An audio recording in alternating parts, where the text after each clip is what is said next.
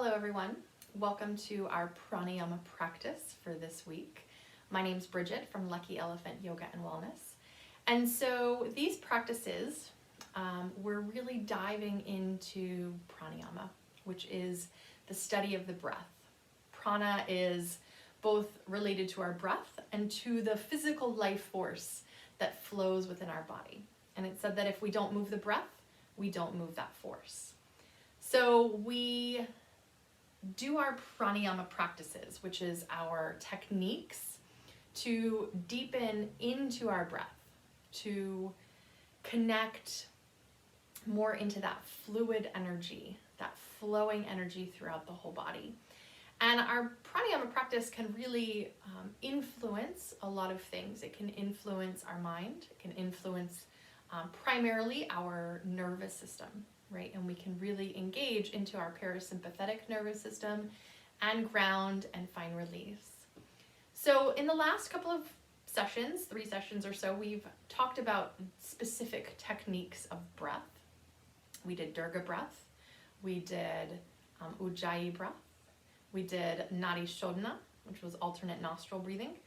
And so today, I want to just talk a little bit more and do our breath practice really related on how do we take our pranayama into our asana practice? How do we utilize our breath to inform and take our pranayama practice to the next level? When you see an advanced yogi, when you see someone in one of those videos flowing through the air, looking effortless, it's not so much the muscular effort is not there, because the muscular effort is still there no matter who you are. The information in the muscles may be different because your body is used to that movement. But what it really comes down to is the connection that you have, or that person has, to their breath, and how you utilize the breath on the inhale and on the exhale to inform the physical movement. And right now, with stress happening in everyone's lives, and we're all in a constant state of stress every day, our nervous system is on hyperdrive. And it's as if the gas pedal of our nervous system is always on down, right? And even when we're sleeping, it doesn't come back up. So we need to figure out how to put the brake on. And sometimes that brake can feel very like it's stuck, right? It won't go anywhere, right? And a gentle yoga practice is wonderful, a restorative yoga practice is wonderful and very necessary. But if we have this physical energy in our body that we feel like we need to move, our body is wanting to as if run away from the stressors, right?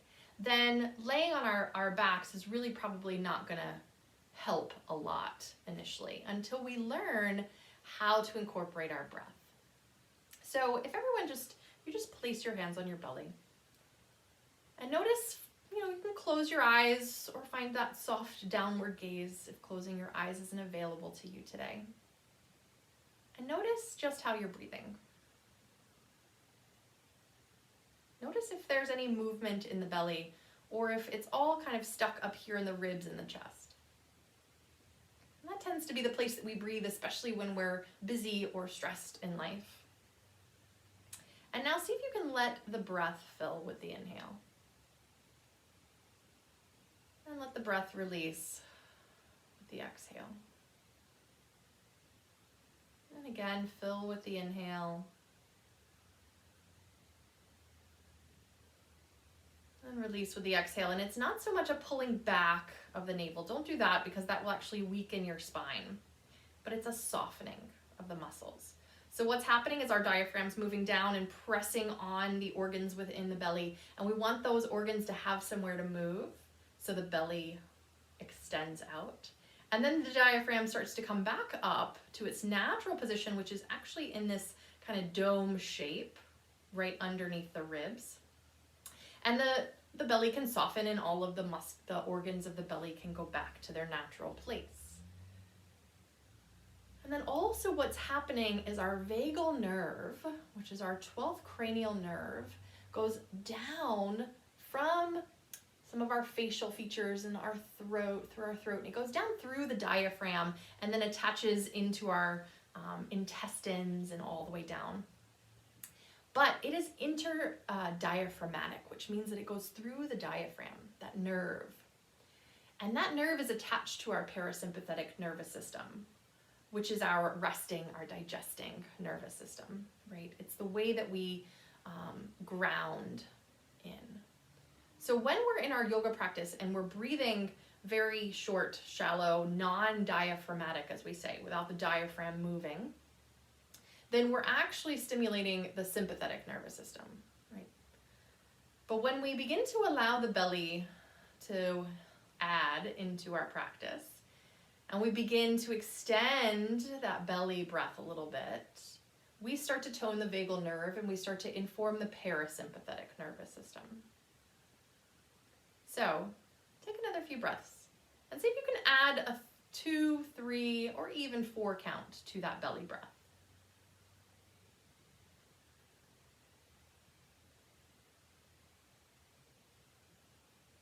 And if you watched the Durga breath video, then you know that the breath starts in the belly and then it allows the space of the ribs and the space of the chest to expand as well. And that's how we take even deeper breaths, right? And then we release from the chest and soften the belly. But that diaphragmatic, that belly breathing is really important.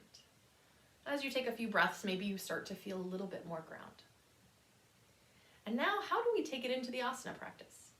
So how do we move and breathe at the same time? So typically when we're doing something like raising our arms overhead, right, the teacher says raise your arms and you see this.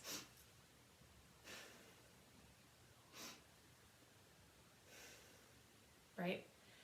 And so if we start, and so then I just did that like 2 rounds and my heart's already pumping more, right? But think about this. If we go inhale,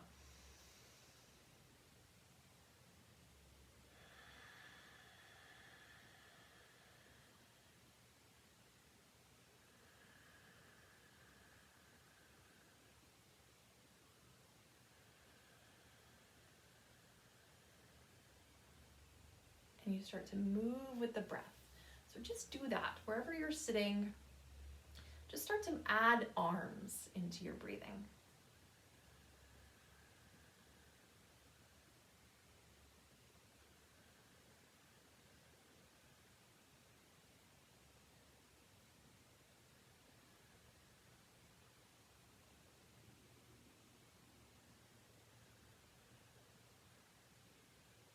Good. Take 2 more rounds like that.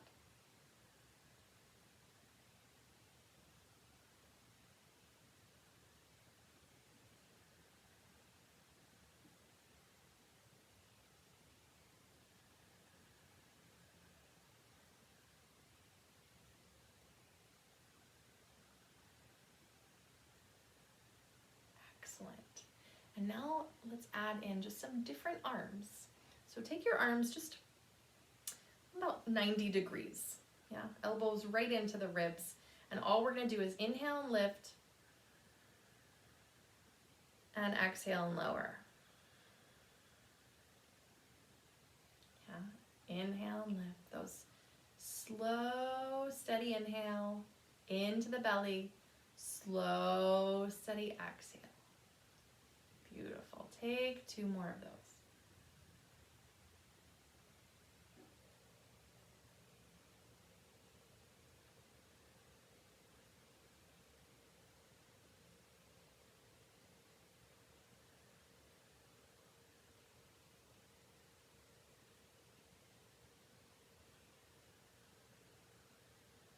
Awesome. Let's add one more technique. So bring your hands in right at your shoulders. And now on our inhale, we're going to expand and press. And I want you to really imagine that something is pressing away from your hands. So it's not just a simple out, but an inhale. And an exhale.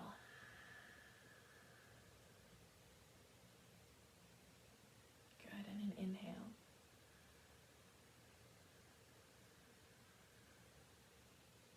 And exhale. Good, give me 3 more like that.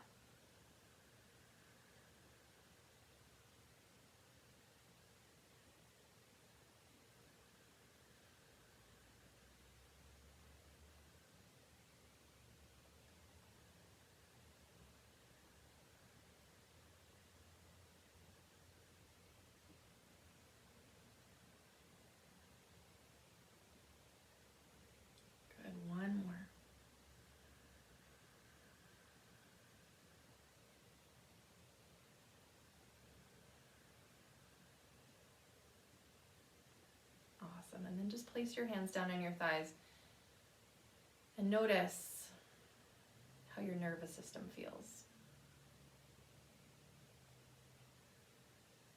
Maybe a little softer, maybe a little more grounded. And so it's important to have this combination of movement and breath together. Because when we put everything together, our movement, our breath, our meditation practice, all of it, our asana, our pranayama, and our meditation, those three things together make up a full practice, a fully rounded practice. And so you could put all of this together. You could go,